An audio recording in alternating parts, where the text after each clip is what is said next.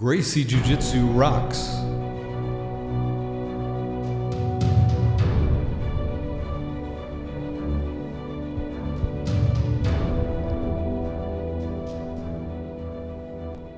Welcome to the Gracie Jiu Jitsu Rocks podcast, a podcast dedicated to Gracie Jiu Jitsu and all things Gracie, including self-defense, competition, anti-bullying, women's self-defense and empowerment, nutrition, and most especially, the people involved in Gracie Jiu Jitsu.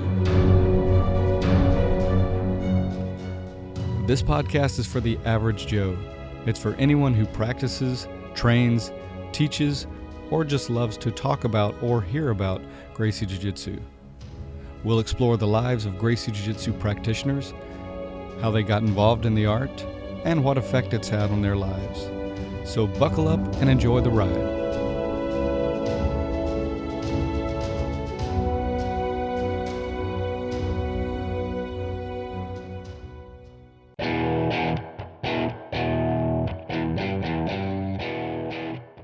Welcome to episode 164 of the Gracie Jiu Jitsu Rocks podcast.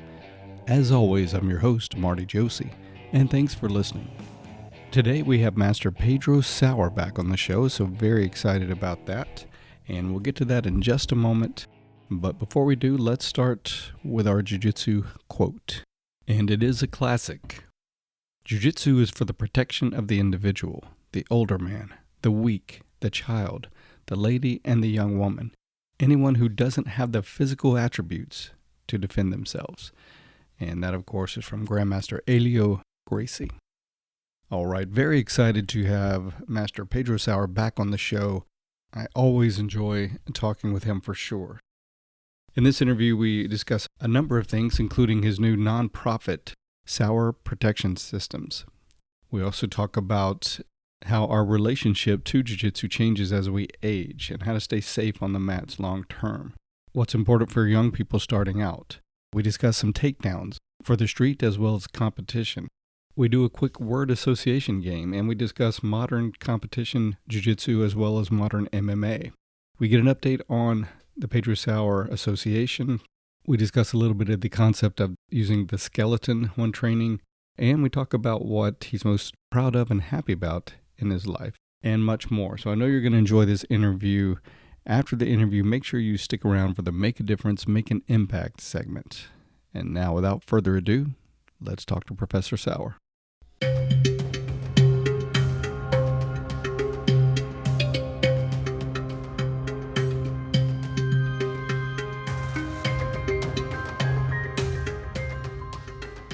All right, I'm speaking with Master Pedro Sauer, so welcome back to the show, sir. Thank you very much, Barry. My pleasure, amigo. Thanks for everyone who's listening. It's a pleasure to be with you, my friend. Always a pleasure talking with you. I was just checking my records, and the first time you were on the show was about 8 years ago, so quite a time. And then you returned, I think, about a year or a little over last to be part of the Keith Owen tribute episode. So, was certainly glad you were a part of that. So welcome back. I'm excited to be talking to you. I just saw you last month here in North Carolina at 4M Fitness for your seminar there. It's always good to see you in person, of course. But let's just start by catching us up on what have you been up to lately? Well, my friend, I've been up, a lot of stuff. We never stop. You know how Jiu-Jitsu mindset goes. We always got, the mind is always busy. So basically we just started a non-profit organization over here in the United States and another one in Brazil with the objective of preserve the forest and the rivers, and of course teach Jiu-Jitsu for marginalized and underprivileged kids. So we're going to extend Jiu-Jitsu, computer skills, and English courses for marginalized kids in Brazil. And we're going to teach people how to pretty much help with the environment by teaching them how to plant, how instead throw seeds. Let's imagine people, they double eat the fruit and we just toss everything on the trash.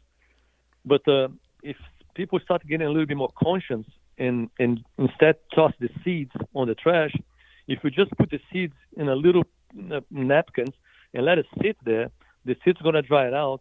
If you're driving somewhere, of course you can always dig a hole and put it on and make the seeds kind of started, but otherwise you can just toss it. This idea, if it can be spread, this can be an incredible difference for the whole entire United States, Brazil, and humanity, pretty much us combined.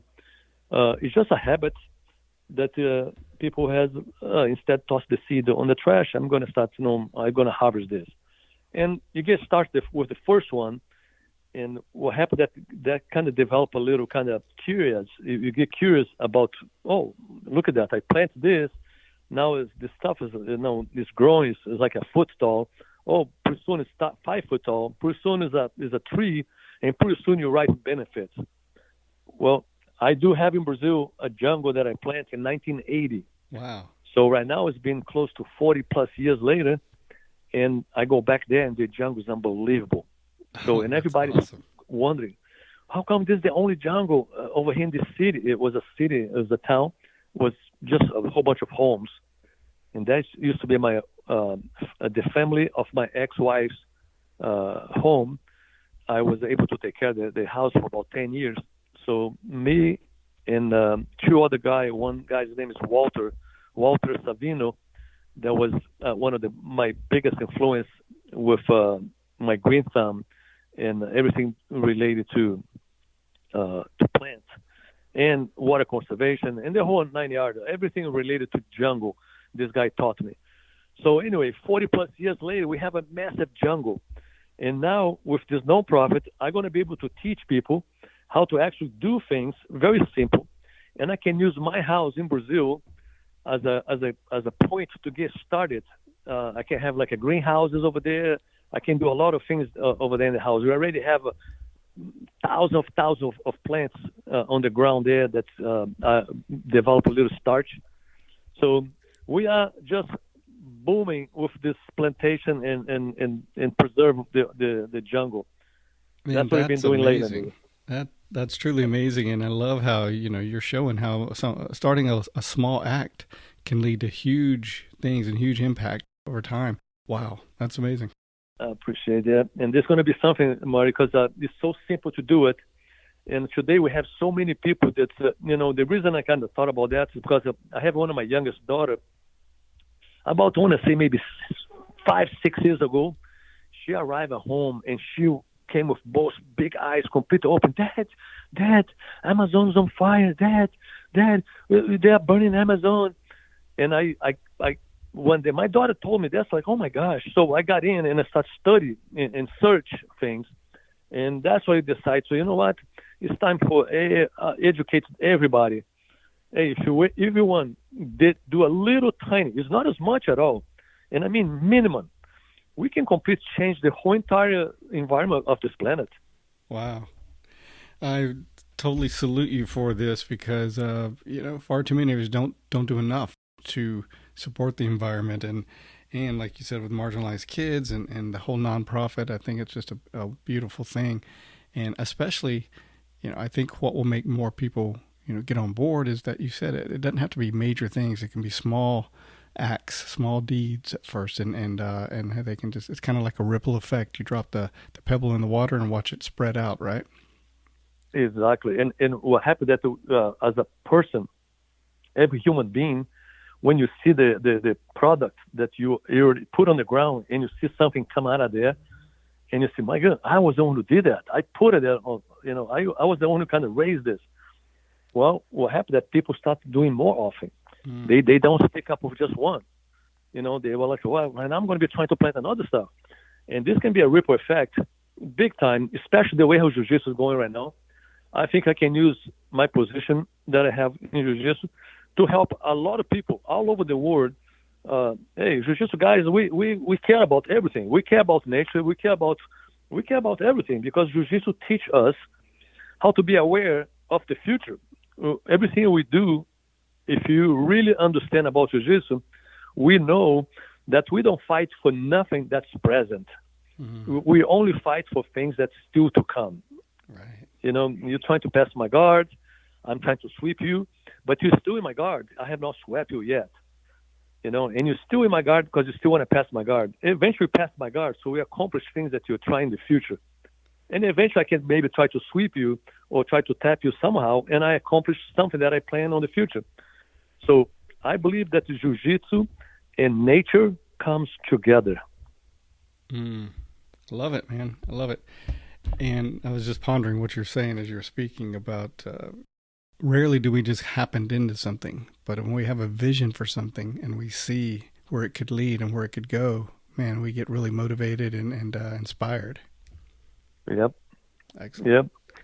Well, yep. Great. I'm excited that you've started that, and I'll certainly help you spread the word with that and do what we can. I appreciate it. It's going to be Sauer Protection Institute. Sauer Protection Institute? Yes, sir. We're going to protect all the rivers and so much stuff, so much methods. Like they have like a system that nobody knows that. It's very rare. But it's a system that you can actually plant things, and you make like imagine a building where, imagine a huge tree, and on the first branch, second branch, third branch, you can make like levels of branches, and you can cut it, you can trim it, and what you do when you trim it, you cover the ground with the leftover of the trim. So you kind of make a little blanket. Well, 3, 4, 5 months later, you do another trim again, and you cover another blanket. Pretty soon, the ground is no longer in contact with the nature, so it does not evaporate. You don't see the sun hitting the ground and warming up the ground. So what happens is all the water that's seeping in cannot come out. So every single riverbed, every single well, every single plant, they communicate underneath through the water channels. And those channels, they keep, the more you take the water off the ground, the more the water come in. You take water off the ground, the more come in. So you kind of fulfill an unbelievable system. And I just want to make this eventually public to everybody, because this can be unbelievable things for us to, hey, if each one do a little help, and it's not as much, just a little, but it can make a huge difference down the road. Wow. Well, definitely have to let us know when it's going to go public, Sauer Protection Services, and we will definitely be involved. It will be my pleasure, maybe. We're going to talk more about this in the future. You can mark my words. Absolutely. Absolutely. Very exciting. Thank you for sharing that with us. My pleasure, Marty. My pleasure. Now, do I understand you had a recent anniversary? Well, no, actually it's going to come. It's going to be October 5th. October 5th. Okay, I'll jump the gun a little bit. 65. Oh, wow. Anniversary. Well, yeah. I was talking about your wedding anniversary. Oh, my wedding anniversary happened the 1st. The 1st, okay.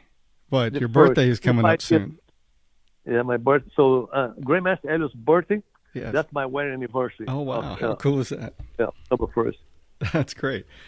Well, last time you were on, I remember you actually talked a little bit about how you guys met and that story and everything, and how being in a relationship parallels jiu-jitsu. So if anybody listening hasn't heard that, definitely go back and hear those insights from Professor. So you're turning 65. How does that feel to you, sir? Marty, I got to be honest. I feel like a normal day. I cannot tell one single difference. I think... of course, when you think about performance on the mat and hardcore training, that's something you really have to put in a scale. So at my age and anybody else above, 45, 50 years old, you have to start pacing yourself and think about longevity. You cannot just come to the mat and just decide to spar, free spar with young 20 years old kids. That's it's going to be a recipe for disaster. You're going to get hurt. You're going to get sore. It's going to be hard to recuperate. When you get hurt, it takes longer to recuperate, so you can slow down tremendously. I think the key is to see how can you maintain this longevity? How can you maintain a day after day, every day? How can you continue to practice martial arts after the 40, 50, 60s? It's all about pick and choose, about what kind of training you want to get, how much energy you want to put it out, how much effort you really want to put it out, or if it's time for you to maybe start slowing down the effort, slowing down the results, and build only in survival. So only survival mood you should be attempt right now. Survive, survive, survive. So you come to the mat and you have this surviving idea, you might be able to survive longer and minimize injuries. If you fight, if you put it in perspective that you are seeing the moves before the moves arrive. Mm-hmm. So you already have enough experience on the mat. You're 60, 65, you're no longer a young child. So you cannot be fighting for everything. You cannot be bunk heads for everything. That way, I think you can very easily pick and choose your battles. And guess what? When you have to say ankle, man, it's better to say ankle early than later. So tap as soon as you can. Anytime that something's going to hurt, tap. Anytime something awkward, or maybe even a position that's kind of awkward, and I know you might be able to escape, but just to put yourself in a risk of something bad happen, is sometimes it's better for you to say, hey, hold on a sec, slow down. Let me take my leg out of here. Let me take my arm out of here. Okay, now continue. Mm-hmm. That's the time for us to play safe. Because down the road, Marty, if you don't play safe, what happens is, we're going to get sore no matter what. You always get sore. But you're going to get hurt. And the hurt, the pain is going to be something is going to derail your training. Yes. You don't want to be coming to the mat, with a knee, full of liquids, or elbow, or things on your shoulder, on your spine. So you want to kind of slow down and be smart and be like, you know what, I'm healthy. How can I maintain this? I think this is going to be the key for everybody, and not just for everybody as adults, but even a child. A child eventually, kids. We bunk heads a lot as a child, but they come back very easily, no problem. Right. But imagine a kid that learn how to use good mechanics from the day one. Imagine how spoiled this kid's going to be. And this is going to allow this kid to perform jiu-jitsu even better than us, more than us. Because we didn't have that in the past. We came to the mat in the early days. We kick each other's butt. We went hard. But imagine when you start to understand the finesse, when you start to understand jiu-jitsu. So I think that's coming. It's on the way right now. That's a beautiful thing when you can introduce kids starting out to that kind of philosophy and that kind of, focus. And like you said, a lot of us had to adopt it later on. And as you age, your relationship to jiu-jitsu does change, because you can't try to be that 20-year-old again and, forever. So you have to be smarter. And like you said, choose your battles and be wise about things. And if you feel something's not safe or not right, just, okay, let me move my leg, or tap if you need to, like you said, say uncle, because it's okay. Yep. It's you redefine success, right? And success when you're older, at least in our eyes, is staying on the mat and being healthy. Exactly. You got it, that's friend. That's exactly how it is. Yes. So you mentioned getting hurt. I need to ask you, how many shoulder surgeries have you had in your life? My friend, I got a 16 operation. Oh my God.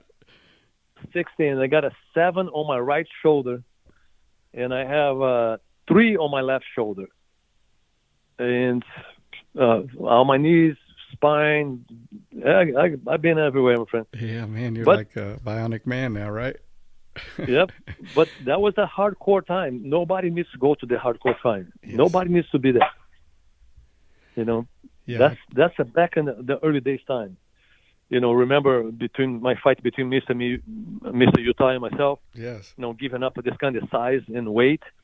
Those kind of time that we've done in the past, and that's what kind of aggravates a lot of people. Yeah. So, if you keep yourself pretty much in good shape, pick and choose, be smart, don't put yourself in risk, don't trust people with your joints. Don't allow your joints to be in an awkward spot and expect someone to be gentle to your joints. If you're aware of those things, you can build a lot of longevity in jiu-jitsu. I totally believe it. And like you said, in the early days, you had to put yourself through that because you were in kind of a prove it stage. But these days, there's no need to do any of that. And Just seeing you last month, you move incredibly well, and I'm glad to hear that you're feeling so good. So you haven't missed a beat, even with everything you've been through. You seem to just really be healthy and have a zest for life. So that's great. I appreciate it, Mari. I trick people pretty good. Right. Okay, I was going to ask you if you had any what's important for younger people just starting out, but I think you answered that with starting them off with the same kind of mindset as when you were talking about getting older, right? Yep. You have to believe that Jiu-Jitsu, when you acquire the strategy and the mechanics and the logical aspect of Jiu-Jitsu, even though you're young, even though you're powerful, even though you have enough muscle to use, you can have a spare muscle to use at any time you want to. If somehow you can save the spare moments, you can save those muscles and put in your pocket, and you start getting used to see results with less effort, what happens that we're going to start trigger something in our brain that's going to allow us to do moves without being a complete exhaustion, completely 100% all the time. Well, down the road, when we get older, we're going to mimic those moves. You're going to reveal those. We're going to remember those moves. Our mind is not going to be so unclear because we've done it like this in the past. So on the past, we've done it because we force it. So as a kid, you have to force to use only 20% because you have 100 available for you. So you have to force yourself to only use the 20%. And I know it's very difficult in the beginning. It's very hard because guess what? It's available there. I can use it anytime I want. But guess what? When we get older, the muscle memory is going to kick in. And the muscle memory is going to educate us. Hey, remember? I know you had a plenty muscle to do it, but you only used 20% back then. It's different than you use 100% all the time. And when you get to 60s, you try to relearn how to do Jiu-Jitsu. And that can be very difficult. Yes. But reprogram ourselves. No, hold on a second. Everything that I was doing is not right. Let me try to do it right now. This is very, very difficult. And that's how people quit Jiu-Jitsu. It's because it's discouraged. How can you do that? It's very discouraged. That's true. That's a great point because also along those lines, if someone has never intentionally put themselves in bad positions or rough positions, and they're able to physically impose their will and their game, always, their A game on people. Once they get older and can't do that as well, and they find themselves in those bad positions, that can get discouraging too, and that's why people leave as well. Exactly. And I saw, Marty, I was in Brazil, and I watched friends that I grew up as a kid, and I mean, like tough friends, tough people. We used to be tough guys, tough bunch of guys. Imagine Grandmaster Helio Gracie in general. So everybody was tough. Everybody needs to perform. When I watched those guys quitting Jiu-Jitsu, I knew that something needs to be done. I knew it, that was something's not right because those guys, super tough. They're like a double tough individuals. And if those guys are quitting, imagine a normal person, normal individual. So that's when I start to change things. And I was, it's been close to 20 years that I've been talking about that. Yeah. I was the first guy who started promoting cross-training. Do you remember the word creonte? Yep. That you're not supposed to train in other schools.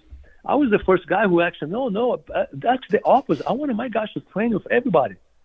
And what I did with everyone, you can ask anybody, probably yourself, you heard me saying that shit. Hey, I want you guys to go to any seminar, any person, any seminar that arrives, go there, be the most respectful, be the most kind as possible, learn as much as you can, ask questions, be curious, do not try to show you how much you know, but actually let the instructor do his best. Let the instructor perform at his best. And you know what's going to happen? You're going to learn very good moves, and you're going to bring back to us. So I've been doing this for more than 20 years, and it's been working like a charm because our group of guys, we don't get to this is an old move, the old-timer stuff. No, we pretty much upgrading our game pretty much every day. With open mind. You just keep playing for Jiu-Jitsu every single day. And today, you see the results. We have over 250 black belts, and they are super technical black belts. They are incredible technical. They can reproduce themselves like one of the most beautiful things you can see is the way how those guys teach. So that's pretty motivated for me, to be honest, to continue. I could see why. And that open mind, without the open-minded spirit or open-mindedness, you do just kind of get stuck. But I love how you've been doing that for 20 years, pushing that open-minded strategy and mindset. That's great. Do you remember the Grandmaster Helio Gracie used to call me Santa Claus? I ever told you? No, I don't think so. My nickname? No, my nickname was Claus. So I was living in North Pole, Utah, because it's all white. So Grandmaster Helio used to say it's North Pole, no? And I was a Santa Claus because I used to give Jiu-Jitsu for free as a present for everybody. Oh, wow. So Grandmaster Helio used to call me Santa Claus. Pedro Sauer is a Santa Claus. Live in Utah, I give Jiu-Jitsu for free.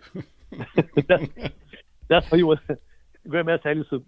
And I told him one time in Brazil, I arrived in Brazil in 93, and my English was really bad at the time.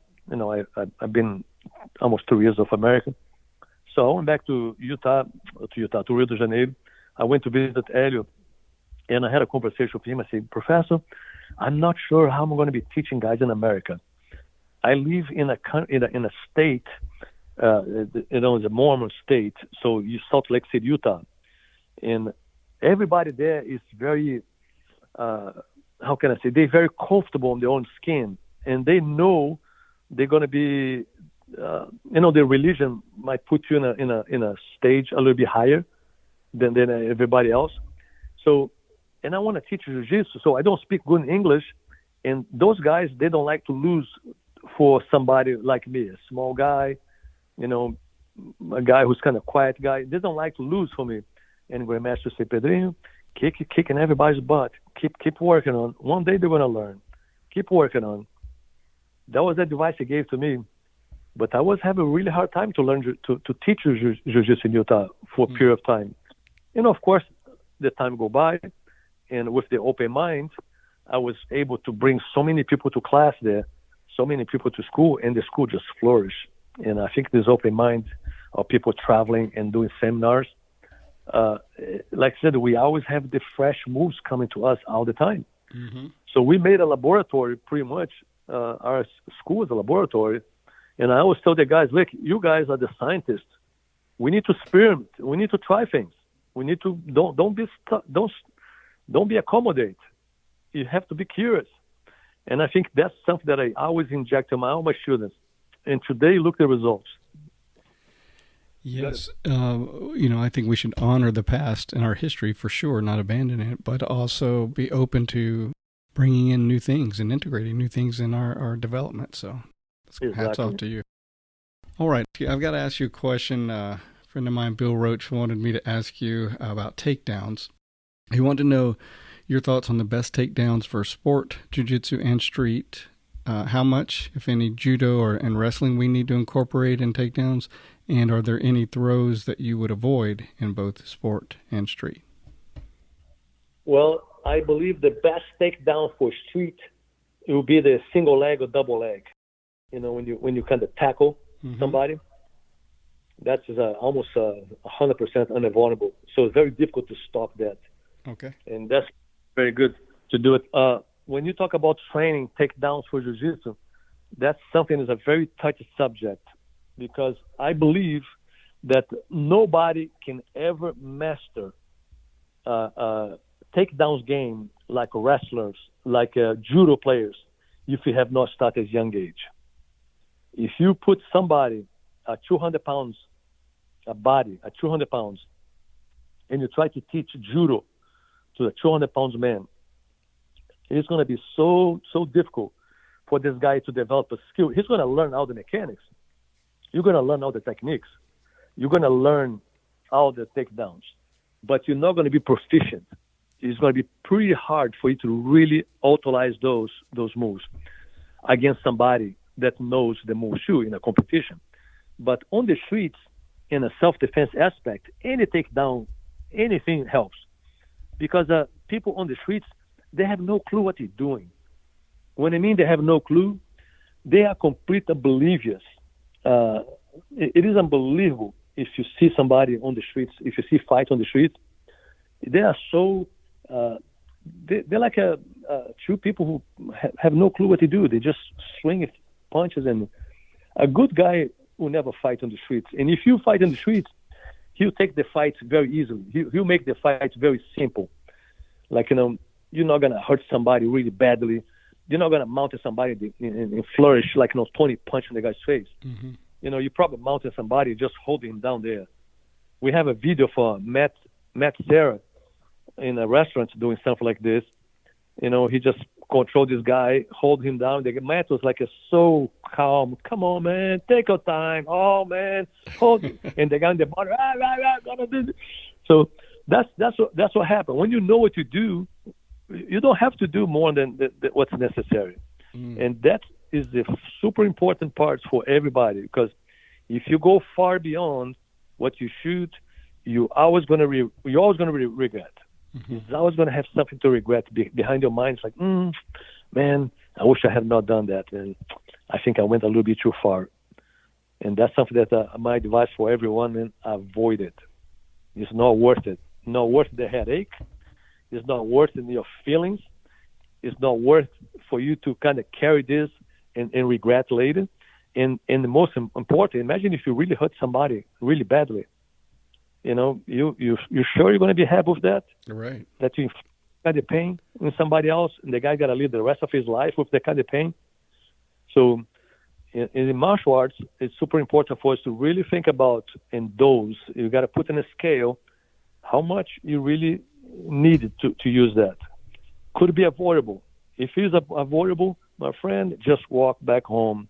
Don't worry. Words, it's not going to hurt you.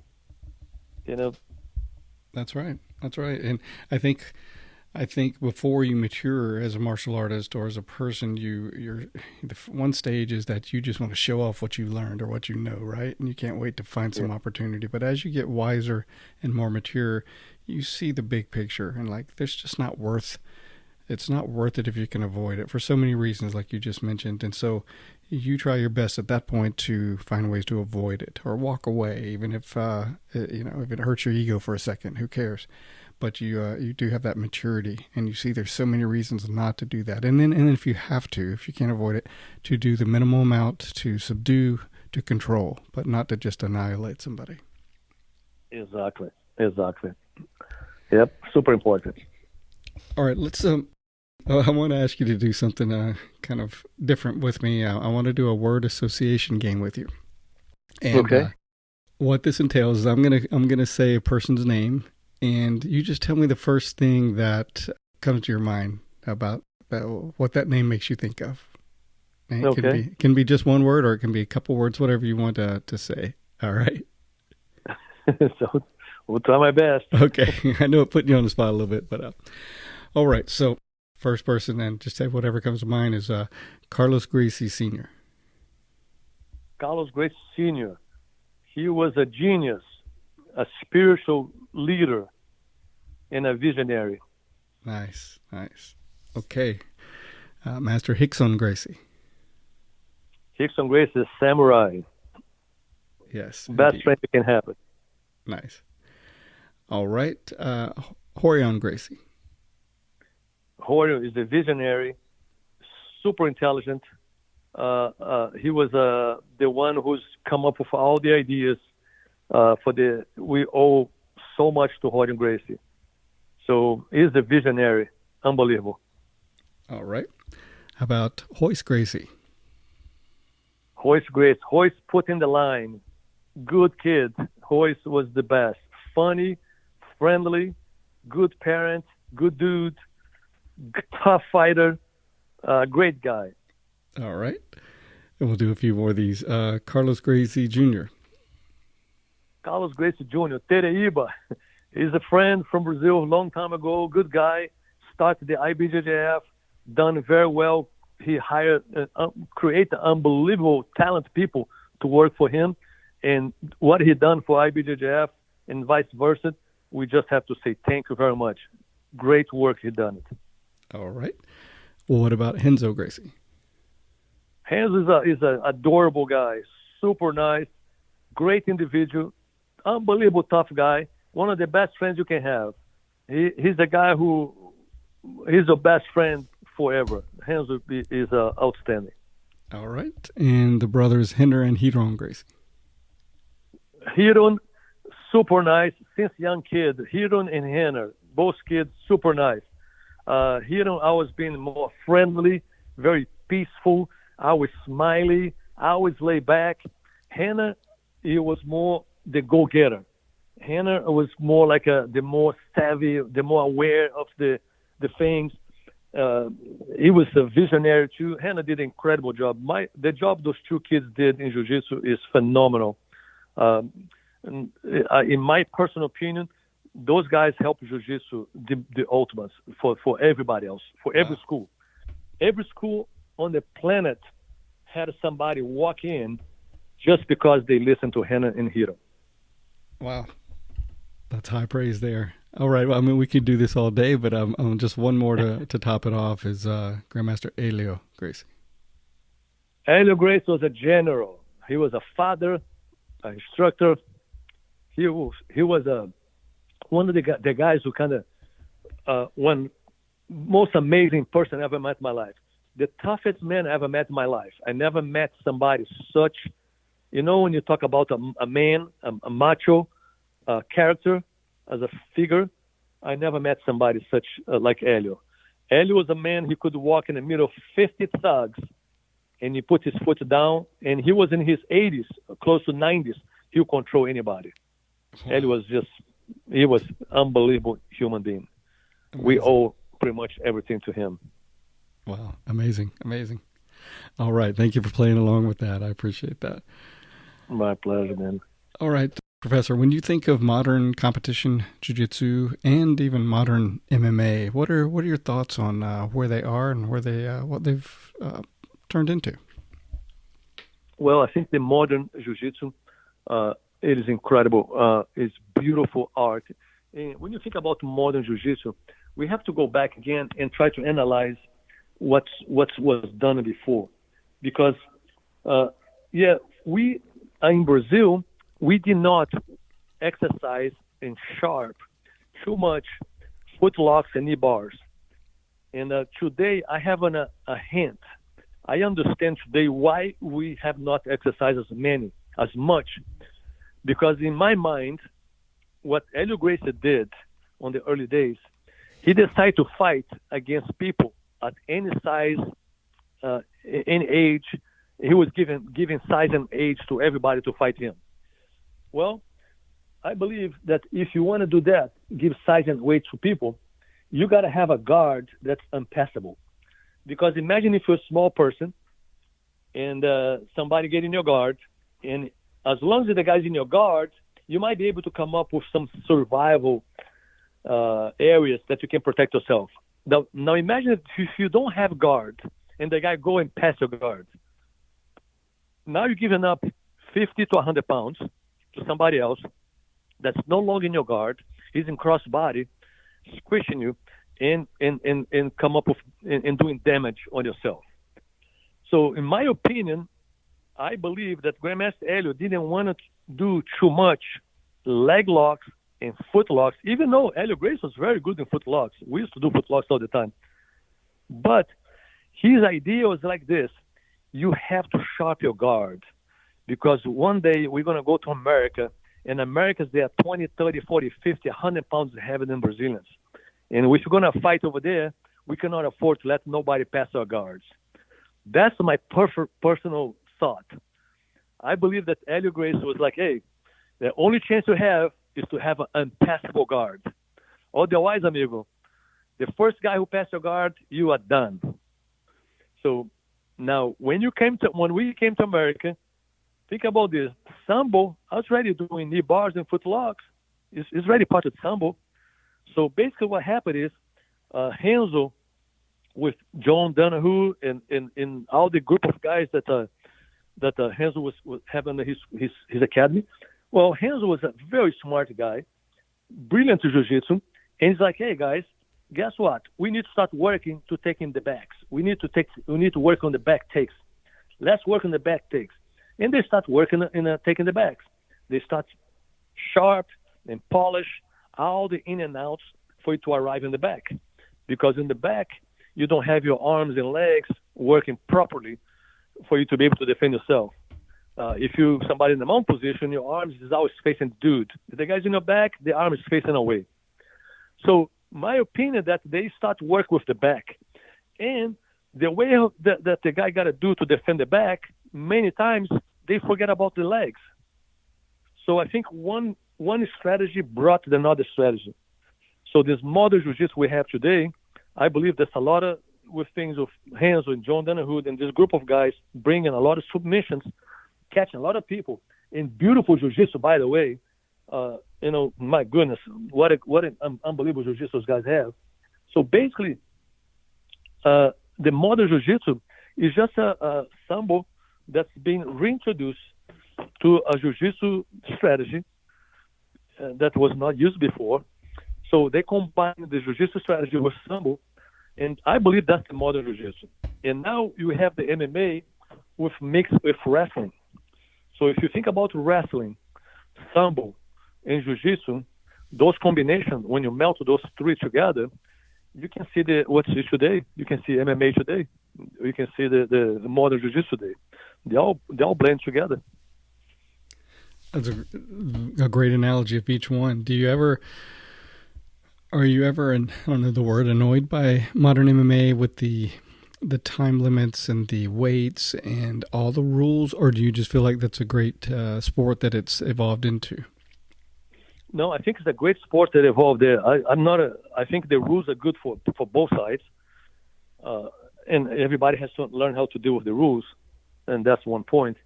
But I think the modern rules are pretty good. Whoever come up with the point system that time was Helio Gracie, Carlos Gracie, and Edson Labimba, if I'm not mistaken. I want to say his name right now.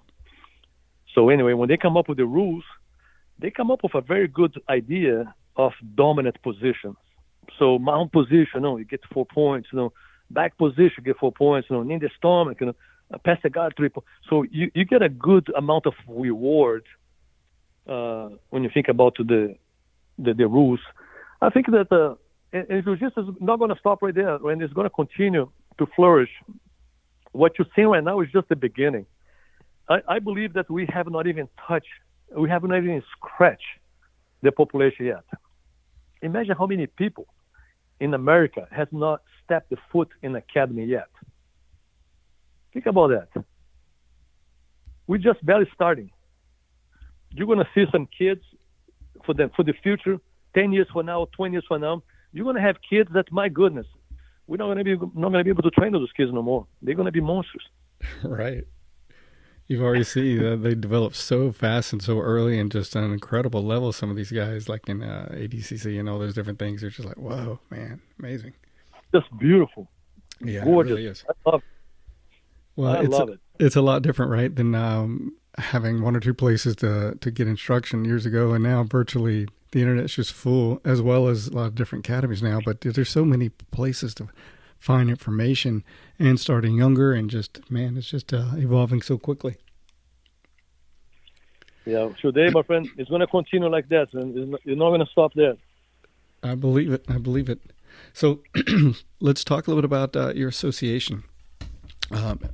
What's going on with it? Are there any recent changes or updates, or just what's new with the association? Yeah, the association is we have about 150 schools, give and take. We have some of the clubs, some of the just big schools, and pretty much our association is very simple. We're just a bunch of guys that love jiu-jitsu. We love martial arts. And we open minds. We like to share. We like to be involved in mechanics. We like to talk about jiu-jitsu. And it's a very friendly association because we don't have hardcore rules and we don't have anything hardcore. The only thing we have hardcore is respect. We try to respect every females. We try to respect everybody on the mat. We try to respect every single person. And my idea was always honor Grandmaster Helio. So as long as so the curriculum that I have on the association, that's Grandmaster Helio's curriculum. So as long as I have that curriculum, especially in the beginning, I want everybody who is riding Jiu-Jitsu to learn Helio's curriculum right off the bat. So called the white to blue, blue to purple. They're just like 160 techniques, give and take. And what you do when you learn those mechanics, you are able now to learn more mechanics and add on more mechanics. Because if something goes wrong, you're always going to go back to the simple mechanics. So I think so far the association is doing wonderful. We're going to have a conference this weekend now in Herndon. It's going to be October 6th, 7th, and 8th. And we're going to do a camp in Brazil in just January. I'm still doing those camps in Brazil pretty much every 6 months. This past year, I did 3. This year, I did 3 camps in Brazil. And now we're offering private camps. Sometimes you have a school owner that has I got 20 of my guys wants to come to Brazil, but I want to just hire guys. So we do private camps too. We offer just a private event. Place there in Brazil is doing wonderful. Everything's good. Cannot complain. Everything's good up there. Life's good. I definitely want to make one of those camps sometime because they look like they're just amazing time. So it is pretty fun. I did want to ask you now. Some years ago, you kind of aligned your association with the Gracie Academy, which is Gracie University now. So where's that stand these days? I just haven't heard anything about that recently. So what we did many years ago, I think I already told you, if I'm not mistaken, but the reason we kind of associate with each other, I was able to see a great benefit when those kids here in Hannon was doing the Gracie Combatives. In my personal opinion, I believe it's a great tournament. It's a great course, and then everybody should learn. Everybody should get to the course and learn it. It will be a great introduction, and not just this. It's a beautiful mechanics. It's very well thought out. Everything is pretty much. So when I saw that, and I was back at the time, if you recall, was apparently you could get the belt online. So that was it was not very. A lot of old timers was taking this in a very hard way. Yes. So I was able to talk to here in Hannon about that, and they're willing to change that and cancel and annul sell belt online. As you can tell, they don't do this anymore. The blue belt online is no longer available. So when we merged the curriculum, was the main idea. That's what I told Hickson. Say, Hickson, that's your dad's curriculum. I didn't come up with any of those moves. I learned all this from your father. And I put this in the video. I make this as a curriculum for our association. If we combine Gracie Combatives with the Pedro Sauer curriculum, this Helio Gracie curriculum, we're going to make better people. We're going to be better practitioners. And Hickson really understood that, and that's how we did the video. And anyway, what we done was very good for both of us. But, we have 2 different associations. And one thing that I didn't notice, that I didn't count it was a lot of my students, they have this, how can I say this? They have this maybe admiration. They admire what I'm doing, and they want to continue to be under me. Sure. And at the point, I was kind of under the impression that we could have, hey, you know what? We can progress anyway. You can progress with me. We can progress on the Gracie University. I was in the point that I thought we can progress together. But I didn't know that a lot of my students want to progress under me. So that's why we decided to kind of, hey, let's continue to run the Gracie University. Let's continue to run the Pedro Sauer as a friendship, as a respectful association. We always help each other, but we got to run pretty much two business. Let the students just go ahead and choose. And that's what we did. Sure. We pretty much gave the students the choice. And so far, it was, I don't have no regrets. Everybody's pretty good. I think what here in Hannah did with the combatants is unbelievable. Like I said, every single person, every single school on the planet receive and attend a student that got motivated by hearing Hannah. Somehow, they listened, they heard a video, or they heard, Hannah's wife, Eva, doing a video, and they doing a self-defense video, and talk to a female, the female end up in the school. So I believe that's a win-win deal for everybody. I think we got to continue to push each other, because it's like this. Some people, they get more attached to not the style, but it's the personality sometimes. Sure. Sometimes you're more attracted to a different personality. And as long as you have an open mind, I think that's the most important. Respect, in my opinion, is the one that goes by far. When you respect everyone, the respect comes back to you and come back to your family and to your students. Agree. And that's the most important.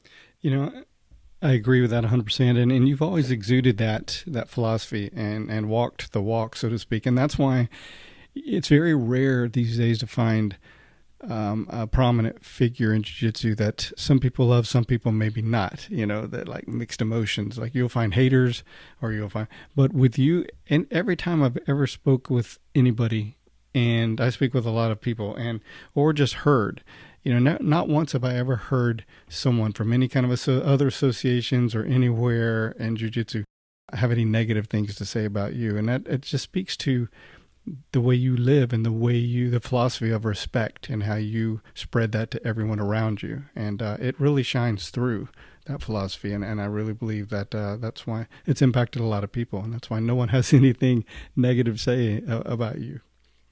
I appreciate it, Mario.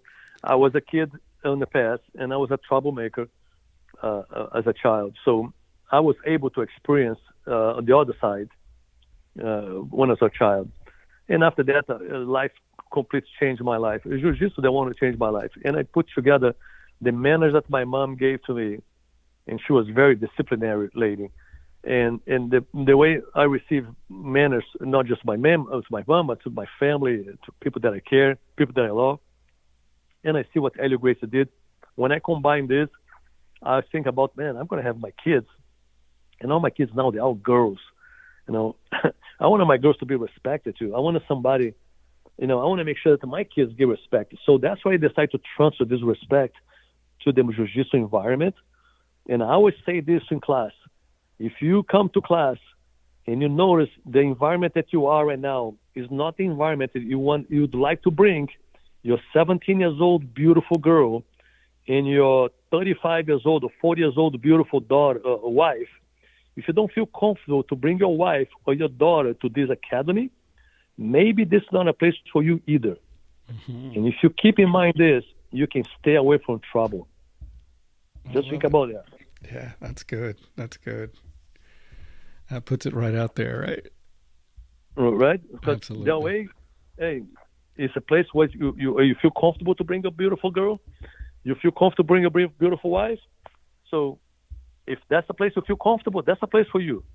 But if you have any doubt, any thought, might be better to start looking for different environments, because the environment we're going to become a product from the environment sooner or later. Absolutely. So you got to make these environments the most respectful as possible, because life's too short. And sometimes you lose your temper, and you say one thing out of context. You say one thing, one word that comes out of your mind, come out of your mouth, and you regret for the rest of your life. Mm-hmm. And you can never get back. That is true. So Jiu-Jitsu is going to allow us to really put everything in perspective and really kind of slow down a little bit and say, do I really want to say that? Do I really want to mean it? And of course, sometimes you do things that you got, the heat of the conversation. It's nothing wrong to go back and say, I'm so sorry, man. I want to apologize. I didn't mean to say that. Come out of my mouth. It's something that we have to have integrity. When you realize that something that you done was not right or could have been done better, we got to go back there and just, hey, let me make a point here. I'm so sorry what I done here. I should not be doing that. I'm sorry. And it goes a long way, my friend. And you know who's benefits the most? It's not us, Marty. It's going to be our kids. Mm. Our grandkids. One day down the road, somebody's going to say, what? You are Professor Sauer's grandson? that son of a gun kicked my butt, blah, blah, blah. My grandson might get in trouble. Right. That's Or true. I can say, you know what, Professor Sauer, help me out, hooking me up, man. You're his grandson, man. Come here, let me hook you up, man. I got such great memories. That's going to be the one who's going to collect the benefits. It's going to write the benefits. It's going to be down the line. That's And so many true. times, it's not just us as a person or our relatives, as nephews or grandkids, but even students. You know, Helio Gracie one time told me, Pedro, every time I see somebody show up in the seminar wearing your patches, I look at the guy. It is the nicest, the most proper, the guy who moves the best, quiet, humble, and that's Helio telling me. I'm like, no, dude, you don't have to tell me enough more than that, my friend. You know, this, what you just told me now, that's, man, make me proud as can be forever. You know, to know that you can recognize a student just the way how the guy positions himself. Wow. And you see the guy's patch, logo, and it's like, oh, see, no wonder, come from Pedro Sauer Association. Well, that says it all right there. You know, and it I believe it all comes from the top. You know, you set the stage, you set the mood, you set the vibe, and when you do that in a respectful manner, and it just goes out like we talked about the ripple earlier, and it just does that, and people that gravitate towards that association or to that association are the people that want to be like that. So I think it's not by accident, you know. No, it's not by accident. And at the same time, we have to leave the door always open in a way that's flexible. This association sometimes is not for everyone. And it's not a matter of be guilty or be uncomfortable. It's a matter of maybe this is not best fit for you. You know, and no hard feelings. Nobody's going to be talking nothing. The key for us is to understand that we are humans and we are different. We have different thoughts. We came from different environments, a different kind of culture. And sometimes this kind of environment is not the best environment for the person at the moment. So the most important is to make sure that everybody has a freedom to go and to come back. I believe in martial arts. We got to think about, hey, this here is like our father's home. You know, the Big Daddy? Yes. We can make mistakes, but the Big Daddy always accepts us back home, right? Yeah. So I love it. I love that. We can be big. We can be bad kids. We can do a lot of bad stuff. But mom and daddy, oh, they always such a good kid, such a good boy, you know. So if we treat each other like this, and guess what? Even though tomorrow we might mess it up, we might do something wrong, we might do something at the heat of the moment, we might take a decision that you might don't like it. But if you have this door open, if you have this mentality open, man, the only thing you got to do, hey, I'm so sorry, man, I didn't mean to do that. You know, and that's it. No hard feelings. I think this is the key, Marty, for longevity and for you to not grow older, bitter. I think you're totally right, because it's a beautiful philosophy. Because if you give people the freedom and the grace to leave, like maybe this isn't the right place for you, at least right now, but you know what? Later maybe it is, and they come back. But if you harbored animosity or resentment that they left, you know, or whatever, and you didn't welcome back with open arms, that's just not ideal, right? Nope. But the great thing is that you give them grace, they come back. Maybe they've grown, maybe they've changed, whatever. Their perspective has changed, and they're back, and you're there. Hey, we're here, just like we always were. You know, welcome back. I think that's an amazing thing, man. And I think that really impacts a lot of people like that. Yep. And if you give an example, if you kind of spread this stuff goes long ways, man. Yes. It goes long ways and spread like a wildfire. Because like I said, the only thing that might hurt might be your pride a little bit. Right. If you have pride. I learned my pride is gone for many years. Never had a pride in my life. I believe I had a pride before Jiu Jitsu, but after doing Jiu Jitsu, my pride was gone. So what the heck? Why not? I'm not perfect, you know, and I accept anybody who's not perfect either. And if something I can do to help you, my friend, for sure I'm going to do it. But I'm not going to judge you for nothing. You know, I'm going to accept the way you are.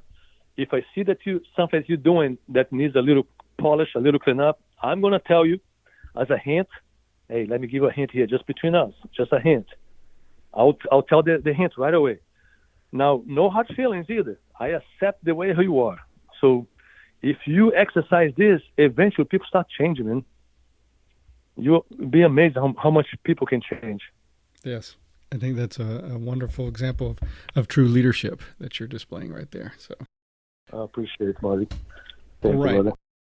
I want to change gears just for one question, and then we'll start wrapping it up. But one thing that sticks out about how you teach and some of the terminology you use is talking about the skeleton, and it always kind of really resonated with me and stuck out in my mind. Can you talk a little bit about speaking in terms of the skeleton when you're training with someone, and not necessarily like, hey, this is a big guy or a small guy or this kind of guy, but just their skeleton and how that plays into your teaching and philosophy? Yeah, the skeleton idea, I come up with one idea that I had from a Brazilian soccer player. His name was Garrincha. Do you ever heard his name? No, I haven't. Do you ever heard about Pelé? Yeah, of course. So Pelé scored majority of his goals, like a vast number of goals, by Garrincha going to the right side of the field, go to the end of the field, and cross the ball right to the front put the ball in front of Pelé. Mm. And Garrincha used to have like a warped leg. One of his legs was kind of a little bit warped. It was kind of defective leg. And he used to call every single person on the field John. So the guy playing a World Cup for many different players, English players, Switzerland players, Denmark, all kinds of World Cup. And every single person he called John. And somebody say, man, why you call John? Because, man, those guys are huge. If I'm going to, first of all, I'm not going to remember the name. If I'm going to think about the guy's size, I'm going to be scared of those guys. So I just call everybody John. And I was like, So when I was in America and I started seeing how big guys were here in America, and I was like, well, maybe I can start bringing a skeleton, because when you think about Jiu Jitsu, if I understand skeleton mechanics, they're going to give me a little extra advantage. Because think about this: if come to the point that I wanted to stop you from kind of come towards me, I need to make sure that our bones are crossing. So the bones are crossing, and I found a resistance with the crossing bone. If I want to find a way where I want to try to pass your guard, so I'm in a top position now, I need to go through. My bones need to start being parallel instead crossing. So every time they want to pass, I want to be parallel. Every time I want to stop, I want to be crossing. So when I start thinking about this, I was like, oh my gosh, guess what? The skeleton is so easy for you to understand. You're not putting names. I'm going to train against Gordon Ryan. I'm going to train against Rickson Gracie. No, I'm going to train against a skeleton. He's a dude, and I need to stop his movements. What do I need to do? If you want to try to hug me, I need to cross the bones. If I want to hug him, I want to be parallel. And I start putting this idea, and man, this idea starts flourish. And today, a lot of people, they say, oh, it makes so much sense, the crossing bones. And when you understand this, it opens a light bulb in your mind, and you're like, oh my goodness, how many positions I can use this? Yes. Can I use this with my arms? Can I use this with my legs? What about my torso? What about my neck? What about my collarbone? And you start adding all those bones, and pretty soon you start to understand jiu-jitsu better. Yeah, I really do think it's a really great way to kind of break it down and simplify how you think of it. It's definitely impacted me, so thank you for that. My pleasure. All right. Couple other quick questions, and we'll bring it to a close, sir. Is there something that people may be surprised to learn or know about you that comes to mind that you want to share? Well, my friend, I don't think about surprise enough, because I think I already said this many times. I was a troublemaker as a kid. I got kicked out from 12 different schools. I could not stop still. I was ADD to the extremes. I spent 1 year of my life in a mental hospital. I did electrical treatment. So those are the kind of things that people like, what? Wow. You did what? Well, yes, I did that as a child. I was a very hyper. So that's something that I was being like, not that I tried to hide it, but I never been proud to talk about. But now that I'm older and I see young kids that could be in a situation like I was before, hey, I thought I was crazy before, and I understand that, hey, if I'm crazy, I can do crazy things. And I was doing things like that because I thought I was crazy. Well, I imagine how many kids today, they might think the same way. And if somehow I can tell those kids, listen, you think you're crazy? Guess what? I was 10 times worse than you. Have you been kicked out from 12 schools? That's the first thing. Have you been kicked out from 12 different schools? Nope. See, you can still be fixed, my friend. You don't have to be desperate. You don't have to give up any hope. You can still be fixed. You just pass into a time of your life right now that you're hyper, you're super smart, you're very intelligent, and you're above everybody else in your school. That's what it is. So it's nothing crazy about you. You're just a different person. You're a different guy. So I don't like to talk about crazy. I like to talk about different. I believe that we're all different. Right. And the moment you accept the difference, hey, let's try to work. Let's try to make people better. How can you make this better? It's very simple. It's not hard at all. And it's better than to call somebody crazy, because when you get to the level, and unfortunately, a lot of people, they do that. They call right away crazy. So you get like, what? I'm crazy. So what it means? So I can do anything because I'm crazy, and eventually you might start believing. That's what happened for me. I honestly, I believe that I was crazy. Yeah, when you get a label, you either consciously or subconsciously try to live up to that, right? Start acting like that. You believe it. Yeah. Somebody repeats to you so many times, and you end up believing. And especially when somebody who's kind of like, somebody says things joking around. You're crazy, joking around. But you joke this many times, eventually you start being a believer. So that's why sometimes we got to really to think about what to say and how to treat each other, because we don't know sometimes, but sometimes one word can be with us forever, man. I agree. Words matter, and we need to choose those carefully and know what kind of impact they can have on people.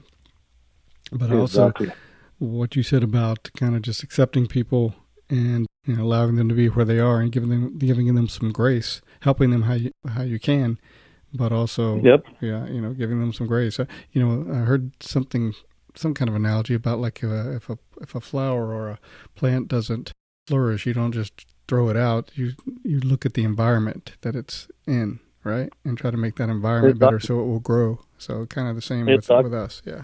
Same thing, amigo. It's well worth it. Every single person here is worth it. Every single one.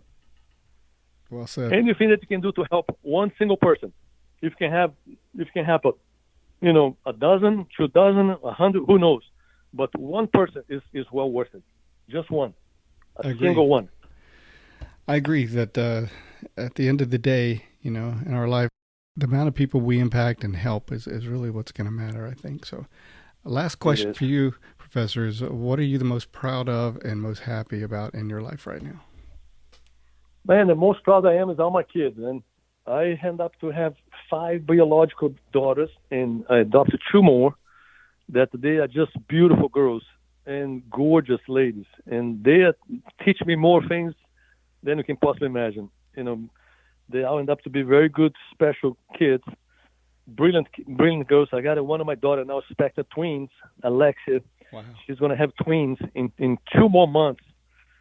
She's in Utah, my beautiful little girl, super brilliant girl. She owns a business called Nice and Neat. That's a booming business in Utah. If anybody wants to do any kind of thing, change your lives, Nice and Neat, change people's life. That's another thing that I'm very proud of. Nice and Neat. All right. They arrive in people's house and they completely revamp the whole house. Wow. They label the house, and then if anything you want to do tomorrow, you want to cook, and you open your drawer, you have all the ingredients, label, and in order. This is something unbelievable. That's unbelievable. Great, man. They get you in your closet, and they organize your closet by colors. So every single T-shirt has a theme.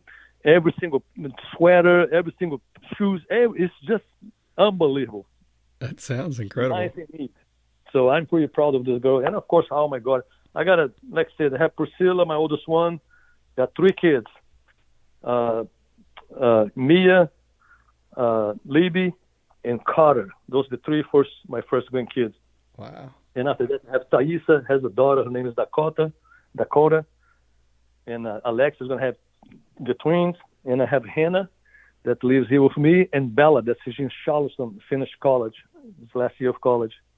And I have Katie in Utah with a little boy. His name is Milo. He's going to be another nightmare kid on the mat. Mark my word, this kid Milo is going to be a monster.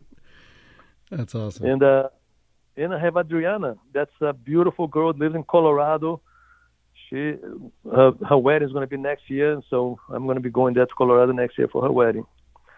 Yeah, everybody's good. Family's good. My wife is great. We just 25 years of marriage, so she made me be a better person. Wow! Congratulations.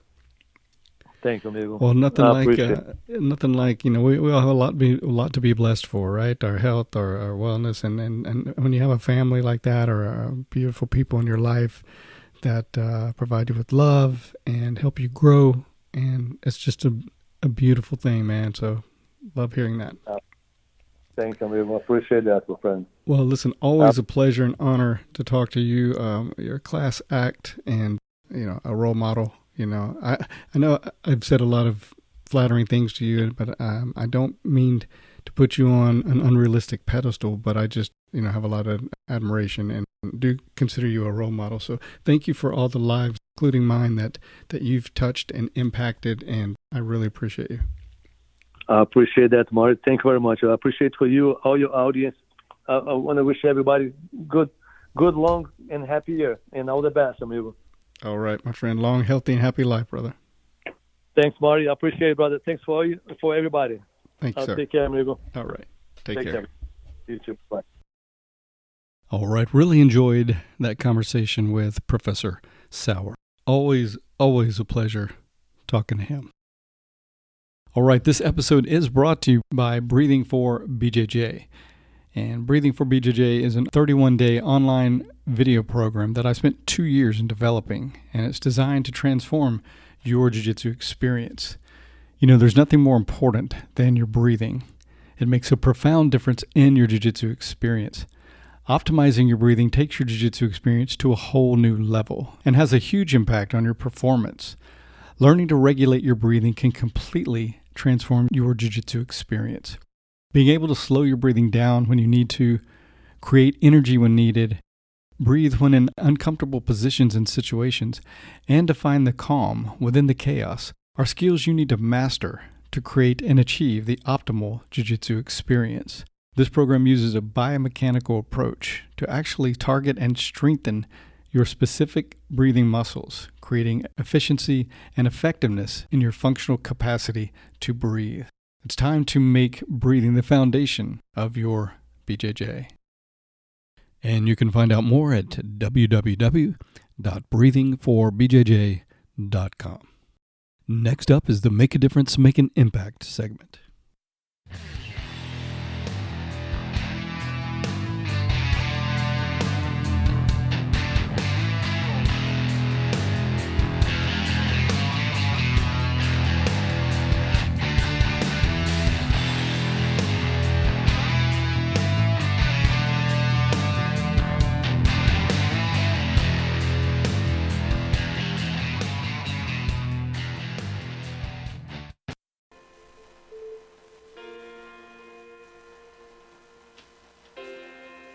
There are a lot of things we miss, that we walk right by, that if we could just make a point to see them, would add tremendous value to our lives.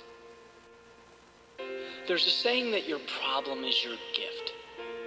The situations that knock us down or push us back are the same situations that had the potential to move us forward, had we only looked at them a little differently. Sure, no one's positive all the time, but it's not impossible to see the value in every situation, to take what the world throws at you and turn it into your advantage, into positive energy. Life will always be what you make it, and what you make it is entirely up to you. Life's greatest accomplishments weren't always on some pedestal, always admired. They were built on the back of hardship and difficulty. They were carved out of doubt and transformed from negativity. They were turned from a loss to a gain, from the unexpected into an asset. Look, the right perspective has the ability to transform all things. When you are the one who defines your own reality, can you really afford to live your life with your eyes closed?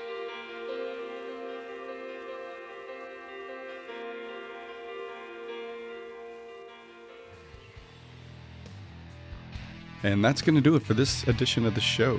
As always, I thank you for listening. Hope you're enjoying the show. Please like and follow us on social media and help us spread the word by reposting our posts and telling others about the show. You can leave comments on the website at www.GracieJujitsuRocks.com. You can also go to iTunes and leave comments as well as rate the show, and we would appreciate a 5-star rating, which helps us with our standing in iTunes. You can also leave comments on our YouTube channel. If you have suggestions for the show, please don't hesitate to give those. We always like feedback and suggestions. Okay, that's going to do it. So until next time, this is Marty Josie, and I'll see you on the mat.